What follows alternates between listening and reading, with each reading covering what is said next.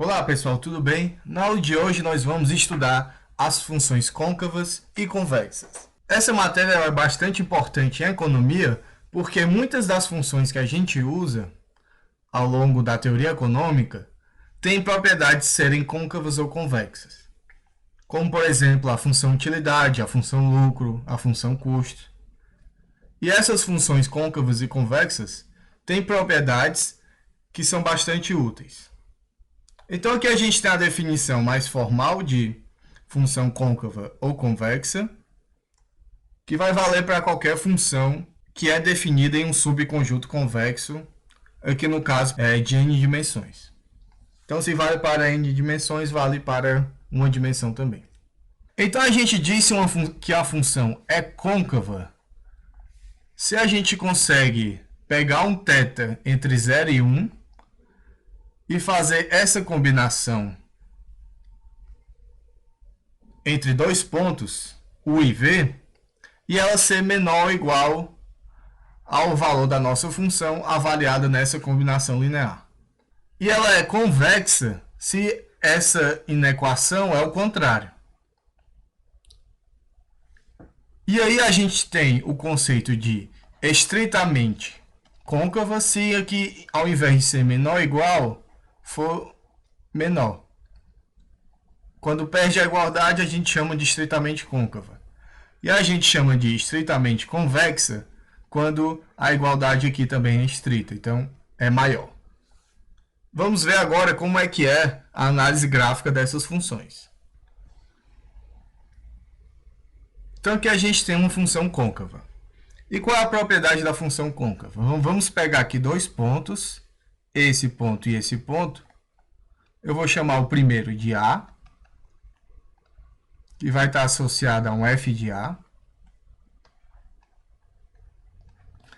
E eu vou pegar aqui esse ponto e vou chamar ele de B.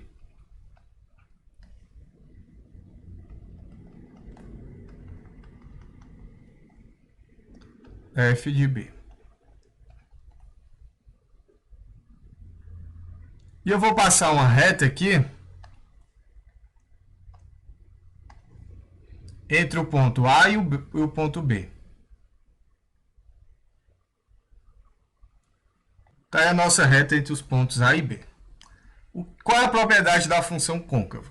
A função côncava está dizendo que se eu pegar qualquer combinação linear entre esses valores aqui, f de B e f de A, os valores da minha função, eles vão estar sempre abaixo do gráfico da minha função gráfico f de x. Uma combinação linear de dois pontos, FA e FB, é uma reta, essa reta que está em azul. Então, você pegar um θ entre 0 e 1, e a combinação linear dos pontos f de A e f de B vai ser o quê? Θ f de A mais 1 menos θ f de B. Isso aqui vai estar sempre abaixo do valor de f avaliado na combinação linear dos pontos. Então, é θA mais 1 menos θ B. E quanto é esse valor aqui? A combinação linear dos pontos A e B é toda essa reta entre o A e o B.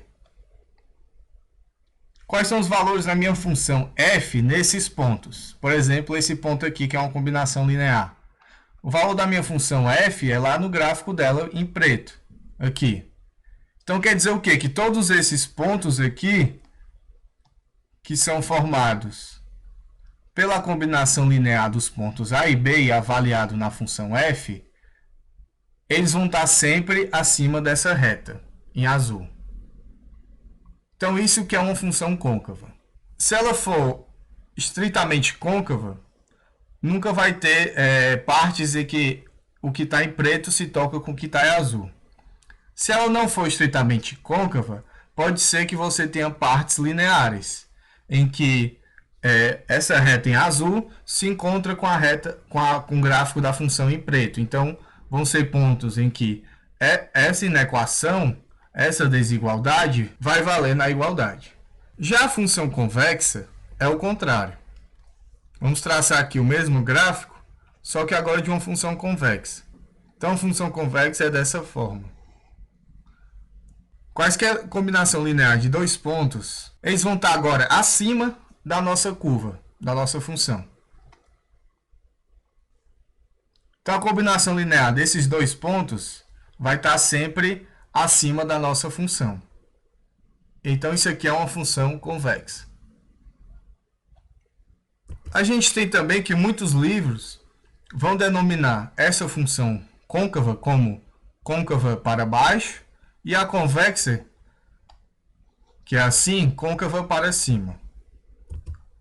As funções côncavas e convexas, elas são definidas em conjuntos convexos. E o que são conjuntos convexos? São conjuntos que, se você ligar dois pontos, todos os pontos nesse ligamento vão estar dentro do conjunto. Então, é basicamente o seguinte, você aqui tem vamos supor que o conjunto é um quadrado. Qualquer combinação de dois pontos desse quadrado vai estar dentro do quadrado. Então, se a gente pegar aqui qualquer dois pontos, eles estão sempre dentro do quadrado. O mesmo ocorre numa bola. Se a gente combinar qualquer dois pontos e traçar uma reta, vai estar sempre dentro da bola. O mesmo não ocorre se a gente pegar, por exemplo, um conjunto que tem um certo furo. Então, vamos supor que o conjunto é um quadrado e tem esse furo aqui, esses elementos que estão dentro dessa bola não estão no conjunto. Então, se a gente pegar, por exemplo, esse ponto aqui e ligar com esse, vai passar uma reta e vai ter pontos aqui que vão estar fora do nosso conjunto. O mesmo vai ocorrer se você tiver um conjunto, por exemplo, dessa forma, essa superfície. Então, você pegar esse ponto aqui junto com esse ponto aqui, traçar uma reta, você vai ter aqui pontos que estão fora do seu conjunto. E aqui a gente tem alguns teoremas das funções côncavas e convexas. Se você tem que a sua f de x é uma função linear, aqui o f de x vale tanto para uma dimensão quanto para n. Então, a função linear ela é côncava e também ela é convexa. Mas ela não é estritamente côncava e nem estritamente convexa. O outro teorema diz o quê? Se você tem que f de x é côncava ou estritamente côncava, então se você pegar menos f de x, você vai ter uma função convexa ou estritamente convexa. Isso aqui é você pegar f de x, você tem uma função assim, côncava. Você pegar menos fx, você rotaciona ela, né, no eixo x. Então, você vai estar rotacionando ela nesse sentido. Então, essa função aqui vai ser agora convexa. E aí, você tem que se f de x e g de x forem funções côncavas ou convexa, então a soma delas, f de x mais g de x, também é uma função côncava ou uma função convexa.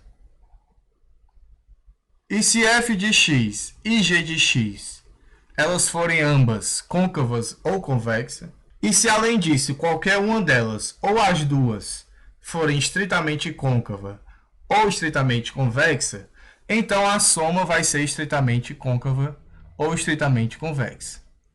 Então, se você tem que f é uma função C2 em um subconjunto aberto e convexo U, aqui no Rn, então você vai conseguir classificar a função f como côncava no domínio dela U, se acontecer o quê? Se a sua matriz hessiana de f, H, ela for negativa definida para todo x no domínio de f, todo x em U. Então, se a matriz hessiana dessa função f ela é negativa semidefinida, aqui vem do estudo do sinal dessa forma quadrática, que é a matriz hessiana, então a nossa função f é côncava. E ela vai ser estritamente côncava se a matriz hessiana ela é negativa definida. A função f vai ser convexa se a nossa matriz hessiana for positiva semidefinida e vai ser estritamente convexa se a matriz hessiana for positiva definida. Então, através da matriz hessiana, se a nossa função for continuamente diferenciável, a gente consegue definir se ela é côncava, estritamente côncava, convexa ou estritamente convexa. E aqui a gente tem a propriedade que deriva do fato de ser côncava e convexa, que é a propriedade mais desejável quando a gente está trabalhando em economia. Se você tem que f é uma função côncava, então o ponto x estrela, que é um ponto crítico, certo? É um ponto em que o vetor gradiente da função f é zero, ele vai ser o máximo global. Então, se você tem que a sua função é côncava, qualquer ponto crítico dela é o máximo global. Se a função é convexa, qualquer ponto crítico dela vai ser o mínimo global. E se f ela é estritamente convexa, então o ponto crítico, além de ser um máximo global, ele é um máximo global e ele é único. Só existe um valor. E se ela for estritamente côncava, o seu ponto crítico ele vai ser o mínimo global e também vai ser único. Então, se você sabe que a sua função f ela é convexa, você faz a condição de primeira ordem, acha o ponto crítico e você já sabe que esse ponto crítico ele é mínimo global. Se você sabe que a sua função é estritamente côncava, por exemplo, você acha o ponto crítico, você já sabe que esse ponto crítico ele vai ser o mínimo global e único. A gente tem aqui esse diagrama que vai resumir como a gente classifica um ponto estacionário, um ponto que satisfaz a condição de primeira ordem de uma função f. Então você supõe que esse x estrela ele está satisfazendo a CPO. E aí, o que é que acontece? Se a gente pegar esse x estrela, avaliar a matriz hessiana dele, e essa matriz hessiana avaliada no ponto x estrela for negativa definida, então a gente tem que esse ponto x estrela vai ser um ponto de máximo local. E ele também vai ser um ponto de máximo local se a matriz hessiana avaliada nesse ponto for negativa semidefinida. E para x ser um máximo local, ele também tem que satisfazer a condição de primeira ordem.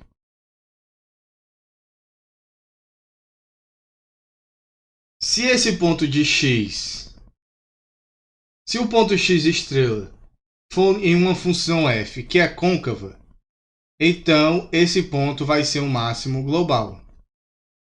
E a função f só vai ser côncava se e somente se a matriz hessiana de f ela é negativa semidefinida em todo o domínio de f. Se esse ponto for de uma função f que é estritamente côncava, então o ponto x vai ser o máximo global único e a f é estritamente côncava se e somente se a matriz hessiana dela for negativa definida em todo o domínio da função f.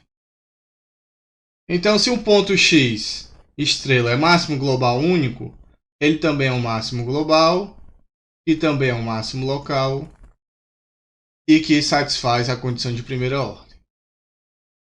Então, aqui é o diagrama para resumir como a gente classifica tanto os pontos críticos como a função f. E aí, se for convexa, é o mesmo diagrama, só que ao invés de máximo, a gente utiliza mínimo, e ao invés da matriz hessiana ser negativa, vai ser positivo. E por fim, a gente tem esse teorema, que ele vai dizer o quê? Você tem k funções f1 até fk, que são convexas ou côncavas, todas definidas no mesmo subconjunto do Rn(U). Então, se você pegar números positivos A1 até AK, e você somar todas as funções, a gente já sabe que elas vão ser convexas ou côncavas. Mas se você multiplicar cada função por um desses números positivos e somar elas, você ainda vai ter uma função convexa ou côncava. Então aqui a gente encerra a parte de otimização livre. E agora, na próxima aula, a gente vai ver a otimização com restrições.